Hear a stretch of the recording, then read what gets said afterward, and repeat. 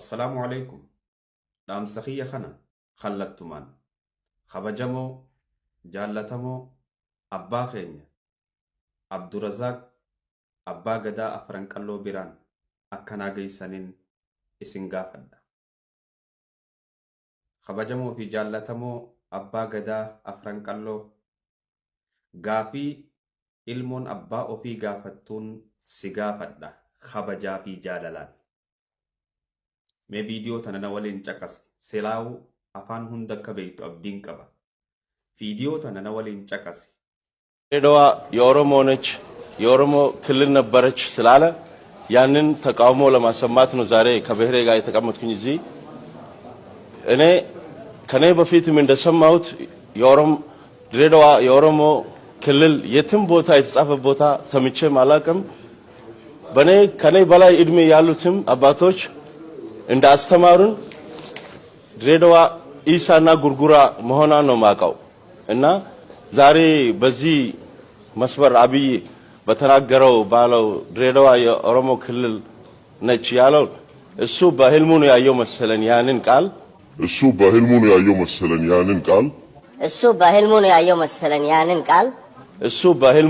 መሰለን ያንን ቃል እና መቼም ድሬዳዋ ኦሮሞ ክልል ሆነ አታውቅም፣ በኦሮሞ ስር ተስተዳድራም አታውቅም። ከዚህ በፊትም በኢሳና ጉርጉራ ነው እስከዛሬ ድረስ የተስተዳደረችው። ካሁን ከትግሬይ በኋላ ቲፒኤልኤፍ ከጀመሩት በኋላ እነሱን ለኦሮሞ ክብር ስላላቸው እነሱን ጠቀማቸውና 2 ዓመት ኦሮሞ 2 ዓመት ሶማሌ ስላሉት በዛ ሰበብ ነው ኦሮሞ የገቡት ድሬዳዋን።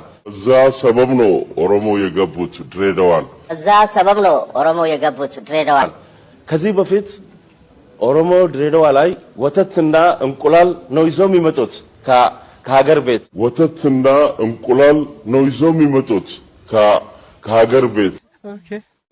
11 ሰዓት ሲሆን ደግሞ ሃይ ስኩል ተቀምጦ በባቡር ይመለሳሉ ከመጡበት።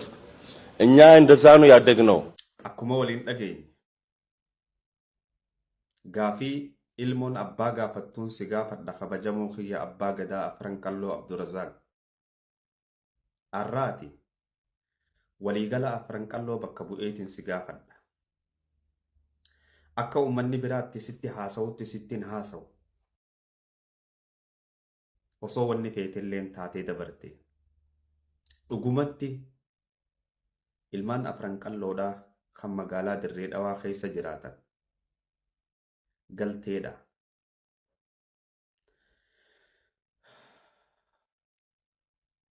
Iddoo isaan itti walitti qabaman iddoo Sharaf Hotel jedhamtu, Shariif yookaan Sharaf waree baraan hin beeku maqaa waan saniitiin. Namni isaan keessa jiru Ogaaza.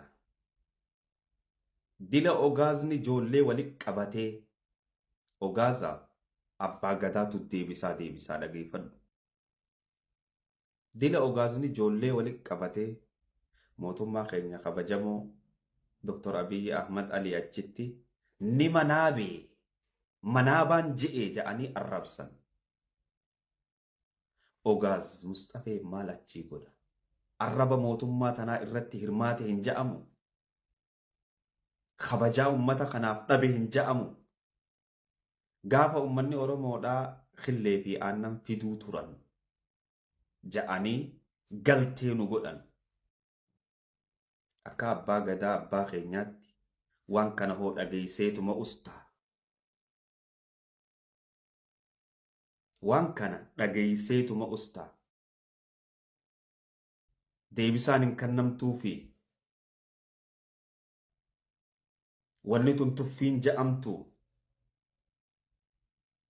Magaalaan Dirree Dhawaadhaa lafarraa kaasee ilaa hanga samiitti akkata Oromoo taate ummanni chirraa haasa'u sanuu ni beeka.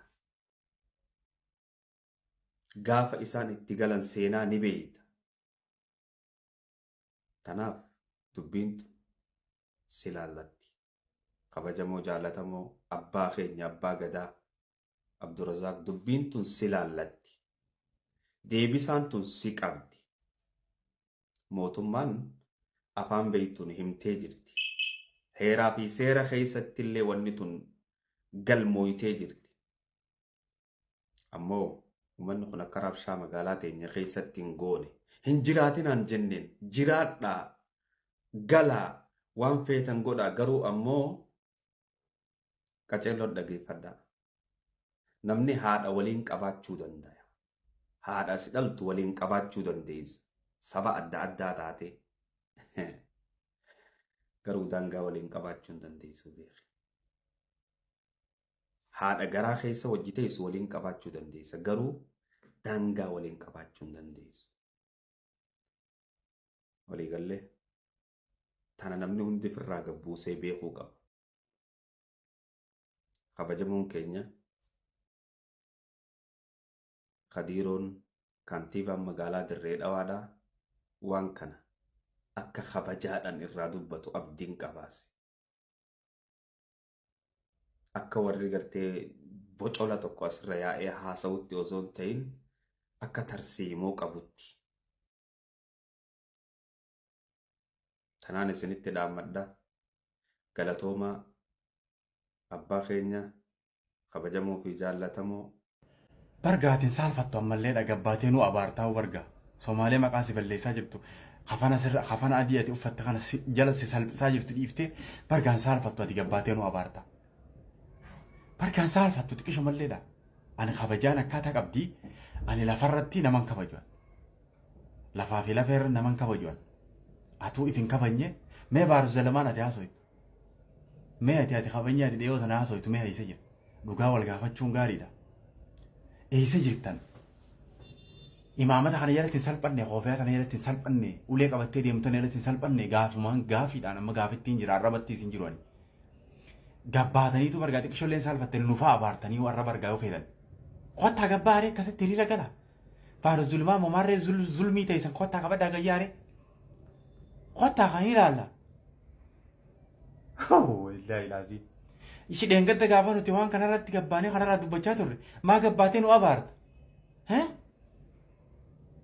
Ishi salphinni kun deebi'ee miree namni haqa keenyaaf dhaabbanne salphinni manatti si deebi'ee miree manatti isin dachee miree isin hundi waliif tumsitanii mee isi jirtarree har'a daaraa bubbeen fuutan taane. Ani namni guddaan gisee akkas salphatu wallaahi tanarra bakka ji'ee ga'uu dadhabee namni guddaan gisee akkas carqii keessa salphatu ani hin beeku wallaahi ani. Ishi si maka killee gurguruu dhufe. Killee meeqa gurgurtan? Aananoo meeqa gurgurtan kan kubbaayyaa meeqaan oole irra?